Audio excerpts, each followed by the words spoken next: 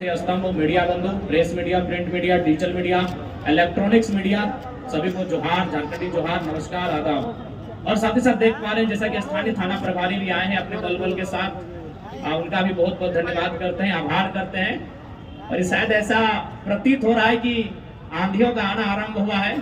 और खैर अगर टाइगर की एंट्री और अगर आंधी तूफान ना तो फिर स्वागत किस काम का।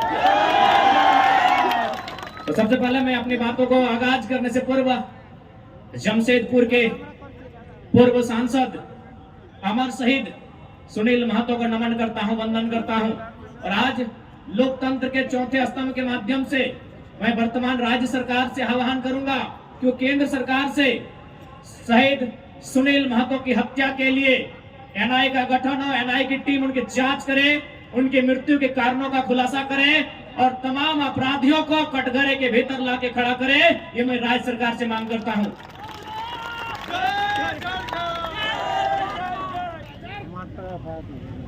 क्योंकि अगर आज एक एमपी को इंसाफ नहीं मिल पाएगा, एमपी जो प्रधानमंत्री के कक्ष में बैठता है, एक एमपी जो राष्ट्रपति के सम्मुख जाकर अपनी बैठकों को भाग लेता है, अगर इस राज्य में, इस देश में एक मेंबर ऑफ पार्लियामेंट को न्याय नहीं मिल पाएगा तो एक आम व्यक्ति न्याय की अपेक्षा कैसे रख सकता है। इसलिए मैं राज्य सरकार, चूंकि झारखंड मुक्ति मोर्चा की सरकार है और शहीद सुनील महतो झारखंड मुक्ति मोर्चा के अंग थे, हिस्सा थे, मैं सरकार से ये मांग करता हूं।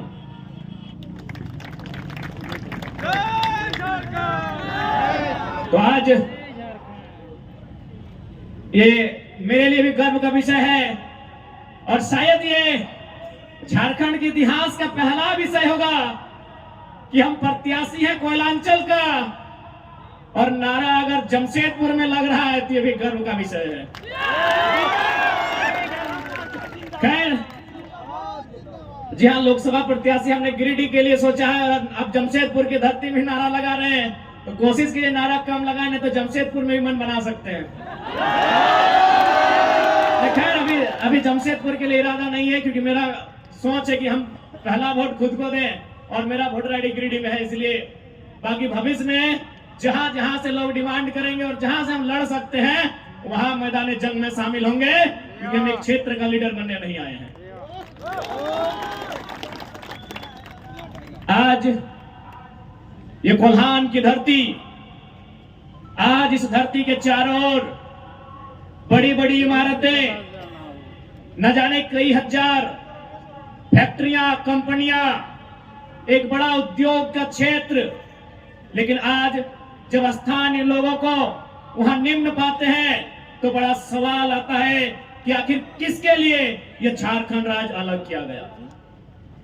88 सालों का संघर्ष, 88,000 का बलिदान, धरती आबा बिरसा मुंडा की जन्मतिथि 2015 नवंबर को यह राज्य अलग हुआ, बिहार राज्य से कटकर 46% भूभाग लेकर 79,714 वर्ग किलोमीटर और उस समय 18 जिले लेकर यह राज्य अलग हुआ।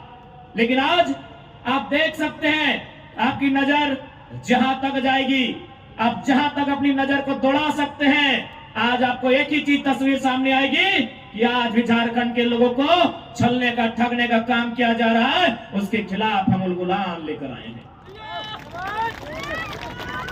इन साफ शब्दों में कहेंगे कि मर्यादा पुरुषोत्तम को श्री राम कहते हैं, मर्यादा पुरुषोत्तम को श्री राम कहते हैं, बांसुरी वाले को घनश्याम कहते हैं, मिसाइल मैन को अब्दुल कलाम कहते हैं और जो टाटा बीसीएसएल से आंख मिलाए उसे टाइगर जयराम। बिल्कुल सवाल होगा, जबकि मुझे बहुत सारे लोगों ने कहा कि आप फ्यूचर के लीडर हैं झारखंड का, आप झारखंड का भविष्य हैं, आप अच्छा बात बोलते हैं, आप अच्छे हैं भी, लेकिन कोशिश कीजिएगा कि कोल कंपनियों के खिलाफ मत बोलिएगा, टाटा, वेदांता, बिड़ला के खिलाफ मत बोलिएगा, ये बड़ी हस्ती है। तो हम भी कह दें कि अगर आप बड़ी हस्ती हैं तो याद रखिएगा उस बस्ती को हमारी हस्ती के कारण आप टिके हैं। जी हाँ, ये बातें हमारे सामने आई कि आप, और बिल्कुल इतिहास गवाह है, चूंकि इसे टाटा नगरी के नाम से जाना जाता है, तो मैं आपको इतिहास के पन्ने से परिचय करवाऊंगा। 1977 का वो साल था, लेकिन वो कोल्हान नहीं, वो कोयलांचल था। वो टाटा सिजवा नामक क्षेत्र था और वहां के जीएम ने एक कोयलांचल के हीरे को ऑफर किया था कि हम तुम्हें कार देंगे। उस कोयलांचल के हीरे ने कहा था हमें कार नहीं, बदले में रैयतों के लिए रोजगार चाहिए। इस बात में उनके बीच तू में हुआ था, वाद विवाद बढ़ा था। और आज इतिहासकार कहते हैं, आज जो लोग गांवों में वो कहते हैं कि शहीद शक्तिनाथ महतो ने उस समय तत्कालीन टाटा के जीएम के गालों में खींचकर 2 तमाचा लगाया था। मैं उस वंश का औलाद हूं, मैं उस कौम का औलाद हूं। हाँ, ये मानता हूं कि बदले में फिर बाद में शहीद शक्तिनाथ महतो की हत्या उसी टाटा के जीएम के नेतृत्व में हुआ था। आज उसी का पाई पाई हिसाब लेने आया हूं। अरे कब तक डरेंगे भाई? अरे क्यों डरेंगे? मौत से क्यों डरेंगे? मौत तो हमारे नसीब में है। 77 में शक्तिनाथ महतो, 1087 शहीद निर्मल महतो, 12 साल बाद 99 रतिलाल महतो, फिर 8 साल बाद 2007 शहीद सुनील महतो। तो सुन लीजिए कंपनी के दलालों, 77, 87 साल, अंत में 7 आता है। अब सामने है 2027। आप तैयारी कर लीजिए जरा महतो के लिए, लेकिन इस बार भूल मत कीजिएगा, क्योंकि मैं अपने समर्थकों को साफ साफ कह दूंगा, बिल्कुल, क्योंकि आज विधायक सांसद की औकात नहीं है इन कई लाख करोड़ के कंपनियों के खिलाफ बात करने की, लेकिन एक साधारण सा लड़का इनके खिलाफ बात करता है। हो सकता है हमारी हत्या होगी, हमें परवाह नहीं, लेकिन अगर मुझे मानने वाले लोग हैं और मेरी हत्या होती है तो मैं आपसे कहूंगा उस समय धरना नहीं दिया जाएगा, ना कोई आगजनी किया जाएगा, ना ही सड़क जाम किया जाएगा और ना ही बसों का शीशा फोड़ा जाएगा। यदि सच में हमारी हत्या से आपको गुस्सा लगे तो शीशा नहीं, सर फोड़ना उन बेईमानों का जिनके कारण हमारी हत्या हुई। बहुत दिन तक डर के रहे, बहुत दिन तक डर के रहे। कत्ल होगा, शहादत होगी निर्मल महतो की, शहादत होगी सुनील महतो की, और टाटा में असिस्टेंट जीएम के पद पर काम करेगी एसएस की पत्नी। हम सवाल करेंगे, ये सवाल करने का हमको हक है। शहादत देंगे सुनील महतो।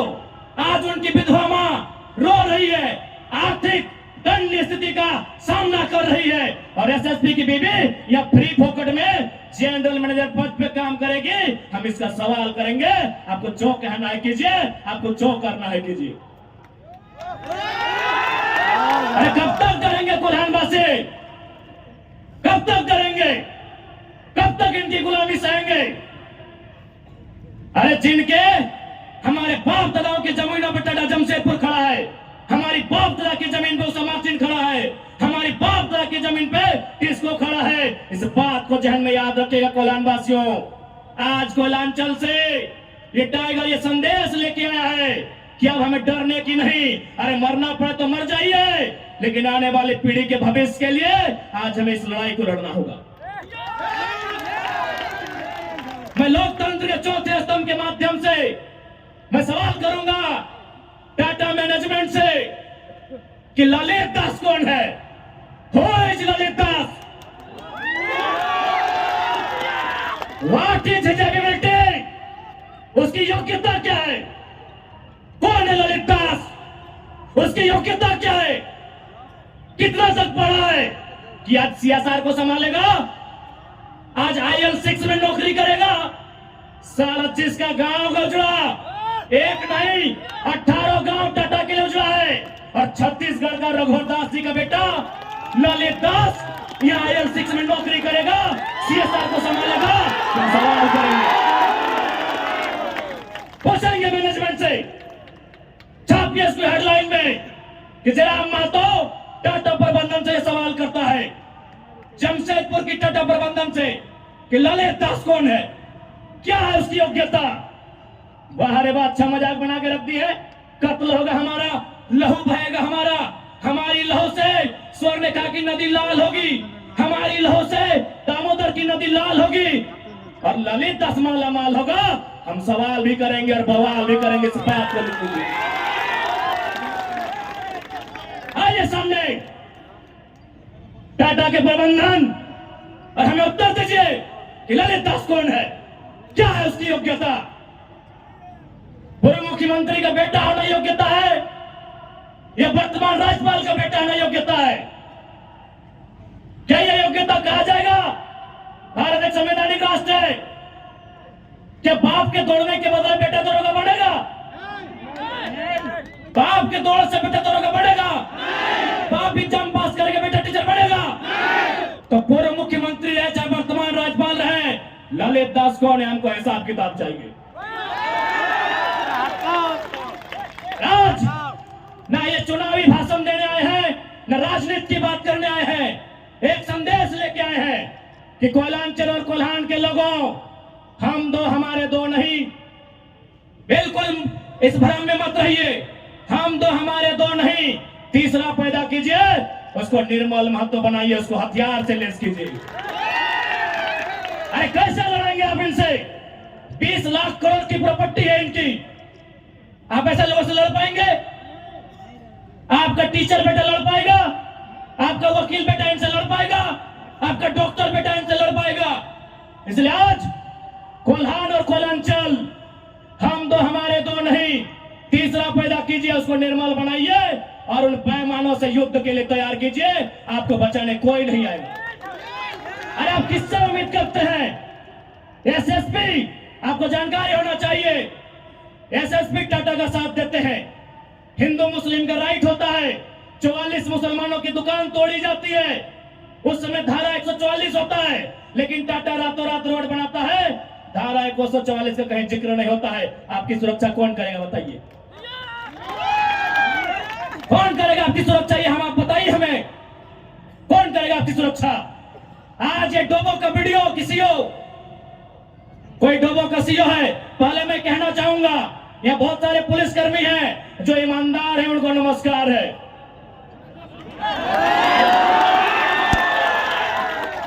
आईएएस रहे चाहे आईपीएस रहे, जो ईमानदार है उनको नमस्कार है। अगर कंपनी में भी ईमानदार लोग हैं तो ईमानदार है, उनको नमस्कार है। लेकिन सुनने में आया है कि डोबो का सीओ 20,000 रुपया प्रति एकड़ अपने बाप का जमीन मोटेशन करवाने के नाम पे मांगता है।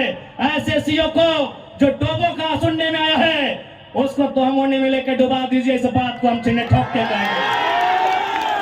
उसका बाप का जमीन है क्या? 20,000 नहीं, 20 पैसा नहीं मिलेगा, 20 पैसा नहीं मिलेगा। वीडियो का बाप का जमीन है, सीओ का बाप का जमीन है क्या? लेकिन आपके बाप का दादा का यह जमीन है। ये 4000 साल से हम यह खेती बाड़ी करते हैं, ये हमारा प्रमाण है। अरे अब तो दुनिया के वैज्ञानिक मान रहे हैं कि सबसे पहला इंसान सिंहभूम से निकला था। आप गर्व कीजिए अपने इतिहास पर, आप गर्व कीजिए अपने इतिहास पर। ये हम नहीं कह रहे हैं, ये दुनिया की रिसर्च की टीम कह रही है कि जब दुनिया जल में था और जल से जो मिट्टी का कण पहले बाहर आया था, और सिंहभूम का इलाका था। ये दुनिया के रिसर्च टीम कह रही है। यानी ये जमीन हमारी है, ये भूमि हमारी है। और आज यहाँ हम बेगाने बन के बैठे हैं, आज यहाँ हम दर बदर की ठोकरें खा रहे हैं।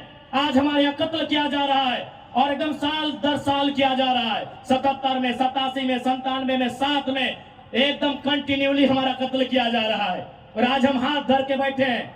आज हम कहना चाहेंगे, आज बिल्कुल अगर हम होते निर्मल दा के समय, यदि हम होते सुनील दा के समय, कसम से आंख से आंसू नहीं बहाते, कसम से आंख से आंसू नहीं बहाते। उनकी मौत के साथ साथ और 100 लोगों को मरने के लिए तैयार करते हैं और आंख से आंसू नहीं, उनको नदी में बहाते हैं जो उनकी मौत का कारण बने थे। हमने आंख से आंसू बहाया, हमने अनाथों जैसा अनुभव किया कि हमारे लीडर चले गए। अब रोने का समय नहीं है, अब बिलखने का समय नहीं है, इंतकाम का समय है। क्योंकि आने वाला 20 साल बाद आने वाली पीढ़ी ना वो निर्मल दा को पढ़ने का समय जुटा पाएगी, ना वो बिरसा मुंडा को पढ़ने का समय जुटा पाएगी, ना वो शेख भिखारी को पढ़ने का समय जुटा पाएगी, आने वाली पीढ़ी सवाल भी नहीं कर पाएगी। इसलिए आज आपको अपने हर एक घर से, हर एक परिवार से एक एक औलाद को, चाहे बेटा या बेटी रहे, एक एक औलाद को फौलाद बनाना होगा। ये आज मैं कोलान वासियों को कहना चाहूंगा।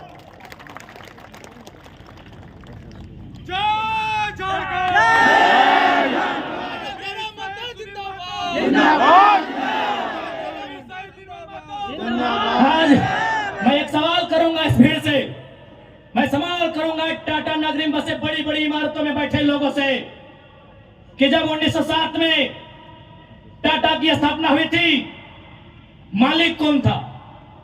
टाटा का कोई होगा? जब 1907 में टाटा की स्थापना हुई थी, मालिक कौन था? Who was the founder? Who was the owner? Tata का कोई होगा? नौसेरे भाई टाटा या जो भी उनका नाम है। आज 115 साल बीत चुके हैं। आज टाटा का मालिक कौन है? आज भी टाटा का मालिक टाटा का वंशी है। 100 साल पहले टाटा ने पूंजी का इन्वेस्ट किया था, आज 100 साल बाद भी टाटा का मालिक टाटा का वंशज है।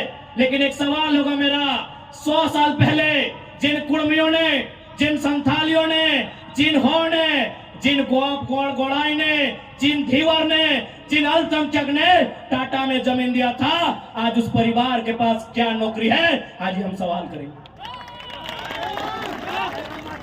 अरे आपने पूंजी लगाया, 100 साल बाद आप मालिक हैं, हमने भी पूंजी दिया है। पूंजी दो प्रकार की होती है इंपॉर्टेंट, एक जमीन, दूसरा अर्थ। अर्थ आपका, मालिक आज आप है, जमीन हमारी, हम कहां है? ये सवाल करेंगे। ये कैसा देश है जो कहते हैं ये गांधी का देश है, ये किसानों का देश है? गांधी जी कहते थे कि किसानों की आत्मा बसती है गांव में, तो आज कहां है गांव? आज कहां है किसान? केवल पूंजीवादी का हावी, आज चारों तरफ केवल कैपिटलिज्म के लोगों का दबदबा। ठीक है, हम विकास के विरोधी नहीं है। अरे हमने इंसान भी दिया है और जमींदार भी दिया है। हमने इंसान के रूप में कभी बिरसा भगवान को दिया, कभी भागीरथ मांझी, कभी तिलका मांझी को दिया, तो कभी निर्मल महतो, तो कभी सुनील महतो जैसे शेर को हमने दिया। और जमीन की बात कीजिएगा तो जहां तक टाटा की नजर जाएगी वो जमीन सारी की सारी हमारी है। क्या नहीं दिया हमने विकास के नाम पे? विकास के नाम पे हमारा कत्ल हुआ, विकास के नाम पे हमारा गांव उजाड़ा गया, विकास के नाम पे हमको लूटा गया। और आज अगर हम सवाल करेंगे तो आप हमें उग्रवादी जैसे शब्दों से नवाजेंगे। तो आज ये बात जान लीजिए, भले आज ये आपका समय है क्योंकि प्रधानमंत्री आपके हैं। सही बात है, किसानों के प्रधानमंत्री नहीं है। भले आप भावनाओं में वोट देते हैं, आज फिर किसान आंदोलन कर रहा है, किसान 700 मर चुके हैं। ये किसानों के प्रधानमंत्री नहीं है। अगर ये किसानों के प्रधानमंत्री होते तो एक रूल बनाते। 1984 तक टाटा ने जो 15,000 एकड़ जमीन का अधिग्रहण किया है, उसमें मात्र 3,000 एकड़ में प्रोडक्शन का काम हुआ है। मात्र 3,000 एकड़ में कंपनी का एस्टेब्लिशमेंट किया गया है। यदि ये देश और ये वर्तमान के प्रधानमंत्री अगर किसानों के होते तो एक फरमान जारी करते कि बाकी जो आपके पास 12,000 एकड़ बचा है उसे पोल्ट्री फार्म खोलना है क्या? उसे पोल्ट्री फार्म खोलना है? जी नहीं, रियल एस्टेट को बेचना है। हमारी जमीनें टाटा डिसाइड करेंगे रियल एस्टेट को बेचना है। इसलिए अगर सच में ये किसानों के प्रधानमंत्री होते तो एक नियम बनाते, और ये नियम है भी, बकायदा न्यायालय में चर्चा उठ चुका है कि यदि किसी कंपनी ने जमीन लिया है और उस जमीन पे काम नहीं हुआ है तो रैयत को वापस लौटाना चाहिए। टाटा ने 15,000 एकड़ जमीन लिया है, मानते हैं 3,000 एकड़ पर इन्होंने काम किया है, चलिए 3,000 एकड़ एक्स्ट्रा, अभी भी 10,000 एकड़ जमीन है जो इनके कब्जे में है, वो यहाँ के रैयतों को वापस मिलना चाहिए। तब मानेंगे ये गांधी का देश है, तब मानेंगे किसानों का देश है। आप बोलेंगे हम मान लेंगे, दीजिए 10,000 एकड़ जमीन वापस, तब मानेंगे किसानों का देश है, तब मानेंगे महात्मा गांधी का देश है। आज और तमाम जितने भी IAS, IPS, मिनिस्टर आज अगर मैं साफ कहूंगा कि संविधान की जितनी हत्या उग्रवादी आतंकवादी करते हैं उससे कहीं ज्यादा वो आईएएस आईपीएस और मिनिस्टर संविधान की हत्या करता है जो पूंजीपतियों का साथ देता है। क्यों पता है? पढ़े लिखे लोग, पुलिसकर्मी भाई आप भी सुनिएगा कि आपके एसपी संविधान की हत्या कैसे करते हैं। हाँ, पुलिस वाली दीदी आप भी सुनिएगा कि आपके डीसी संविधान की हत्या कब करते हैं। भारत के संविधान को खोलिए, भारत के संविधान में प्रियम्बल आता है। प्रियम्बल में क्या लिखा है पता है? हम भारत के लोग सामाजिक, राजनीतिक, आर्थिक न्याय की बात लिखा है। हम भारत के लोग धर्मनिरपेक्ष समाजवाद का नाम लिखा है। समाजवाद, पूंजीवाद नहीं लिखा है, कहीं नहीं लिखा है। भारत के संविधान में समाजवाद लिखा है। हम भारत के लोग धर्मनिरपेक्ष समाजवाद भारत के निर्माण करेंगे। आज ये जो भी आईएएस आईपीएस अगर पूंजीवाद का पक्ष लेते हैं, नक्सली से भी बड़ा नक्सली वो आईएएस आईपीएस होते हैं। हाँ, हम सीना ठोक के कहेंगे। बाकी एसपी साहब, आप चाहे तो हमारी मौत का साजिश कर सकते हैं, क्योंकि आपकी पत्नी को पूर्व में, अभी नहीं, अभी वाले नए आए हैं, पूर्व वाले एसएसपी साहब, आप चाहे तो हमारी हत्या की साजिश रच सकते हैं, रचने का आपको अधिकार है। आपकी पत्नी को टाटा के दलालों ने नौकरी जो दिया है, और ये कोई नई बात नहीं है। झारखंड राज्य में केवल गुंडों ने मौत का साजिश नहीं किया है। बगोदर के एक विधायक थे, नाम अगर आप नहीं जानते तो सुन लीजिए, कॉमरेड महेंद्र सिंह, उनकी हत्या में एसपी का हाथ था। सीना ठोक के कहते हैं आज भी गांव में लोग कहते हैं कि कॉमरेड महेंद्र सिंह की हत्या में उस समय जो भी थे, क्योंकि हम लोग उस समय अंडा मेरा छोटा बच्चा थे, हमें आइडिया नहीं है, जो भी थे, जिस भी जिला के थे, झारखंड में 24 में से एक एसपी का हाथ था महेंद्र सिंह की हत्या में। तो ऐसे लोग जिनकी पत्नियों को, जिनके बच्चों को ये लोग नौकरी देंगे, वो हत्या करने से पीछे कैसे हटेंगे? तो सुन लीजिए महोदय, क्योंकि आपकी योग्यता का हम सम्मान करते हैं, आपकी प्रतिभा का सम्मान करते हैं, आपकी एजुकेशन का सम्मान करते हैं, लेकिन एक बात कहेंगे, हम गरीब लोग हैं, बद्दुआ नहीं देते हैं, लेकिन हमारे दिल से एक हाय निकलती है। उस हाय से याद रखिएगा, ये विधाता आपको कभी माफ नहीं करेगा। अरे भाई, अगर हिम्मत नहीं है तो काहे गर्व से बोलते हैं कि आईएएस आईपीएस बन के आए हैं? अगर Tata, Vedanta, Birla, BCCL, CCL, Ambani, Adani, Usha Martin, TISCO, Telco, अगर उनकी गलत नीतियों से आपको लड़ने का हिम्मत नहीं है तो काहे खुद को आईएएस आईपीएस की गिनती करवाते हैं? चपरासी बनिए, चपरासी बनिए। और हम ये भी मानते हैं कि आज आपके पास शक्तियां हैं। अरे बहुत अच्छा, क्या कीजिएगा? ऐसे भी तो हमारा कत्ल होता आया है। हम कत्ल होते होते हम मरते मरते परेशान हो चुके हैं। हमने बहुत कत्ल देखा है। जितना अंग्रेजों ने हमें नहीं सताया है, उससे कई ज्यादा गुना कॉर्पोरेट ने, भ्रष्ट आईएएस आईपीएस ने, भ्रष्ट मिनिस्टर ने और भ्रष्ट डोबो जैसे सीओ ने हमें सताया है। अरे आप क्या कीजिएगा, कीजिए ना। मरने सब आया है, कौन यहां जीने आया है? 610 ट्रिलियन वर्ग किलोमीटर सूरज। हमारे साथ अगर हमारी सभा को सुनिएगा तो कुछ जनरल नॉलेज बढ़ा देंगे। 610 ट्रिलियन वर्ग किलोमीटर सूरज एक दिन मर जाएगा। 510 मिलियन वर्ग किलोमीटर की धरती, ये भी एक दिन मर जाएगी। 165 वर्ग किलोमीटर में फैला हुआ, मिलियन वर्ग किलोमीटर में फैला हुआ प्रशांत महासागर, इसका पानी भी एक दिन सूख जाएगा। 5,95,000 वर्ग किलोमीटर, 95 लाख वर्ग किलोमीटर फैला हुआ हिमालय का पहाड़ एक दिन पिघल जाएगा। 38 मिलियन वर्ग किलोमीटर में उगने वाला चंद्रमा मर जाएगा। अरे 5 फीट का इंसान काहे डर रहे हैं? काहे डर रहे हैं? आपकी डर आपकी मौत का कारण है, आपकी डर आपकी भय का कारण है। मैं एक लाइन कहूंगा, एक क्रिकेट का उदाहरण आपको दूंगा। साउथ अफ्रीका में एक खिलाड़ी थे, उनका नाम था ग्रीम स्मिथ। उन्होंने घर की दीवारों पर 3 लाइन लिखा था कि मुझे बड़ा होके साउथ अफ्रीका की टीम से क्रिकेट खेलना है। दूसरा लाइन लिखा था, मुझे साउथ अफ्रीका की क्रिकेट टीम का कप्तान बनना है। और तीसरा लाइन लिखा था, मुझे ऑस्ट्रेलिया को घर में घुसकर टेस्ट मैच हराना है। जबकि क्रिकेटर का ड्रीम होता है वर्ल्ड कप जीतना, लेकिन ग्रीम स्मिथ का ड्रीम वर्ल्ड कप नहीं था, ऑस्ट्रेलिया को टेस्ट में हराना था। क्योंकि उन्होंने घर की दीवार पर लिखा था, रोज उनको पढ़ते थे और उन्होंने वो तीनों ड्रीम पूरा किया था। आप भी जाओ, घर की दीवारों पर लिख दो, सुनील महतो की शहादत को लिखो, निर्मल दा की शहादत को लिखो, हमारे साथ हुए जुल्म को लिखो, जिस एसपी के टाइम में जुल्म हुआ उसका नाम लिखो, जिस जीएम के टाइम में जुल्म हुआ उसका नाम लिखो। और अपनी पीढ़ी से बोलना, आज ना सही, आज वक्त उनका है, जिस दिन वक्त हमारा होगा हम भी उनकी आने वाली पीढ़ी से बदला लेंगे। जाओ अपने घर की दीवारों पर लिखो, जाओ शोषित लोग, वंचित लोग अपने घर की दीवारों पर लिखो, हाँ आज समय इनका है, आज ये बड़ी बड़ी इमारतें इनका समय है। लेकिन याद रखिएगा, सिकंदर भी 33 साल की उम्र में झाल बजाकर लौट गया था।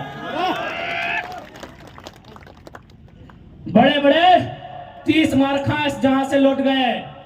इसलिए मैं तमाम लोहा नगरी में जितने पदाधिकारी हैं, जितने मिनिस्टर हैं, मैं एक संदेश देना चाहूंगा, पाप का भागी मत बनिए। पाप किसी के बाप का नहीं होता है। कंपनियों की दलाली मत कीजिए, रैयत के साथ इंसाफ कीजिए। ये मैं तमाम प्रशासनिक लोगों से निवेदन करना चाहूंगा।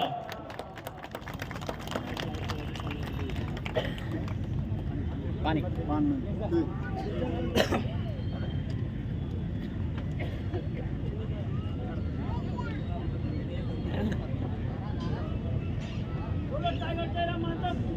जिंदाबाद जिंदाबाद जिंदाबाद जिंदाबाद।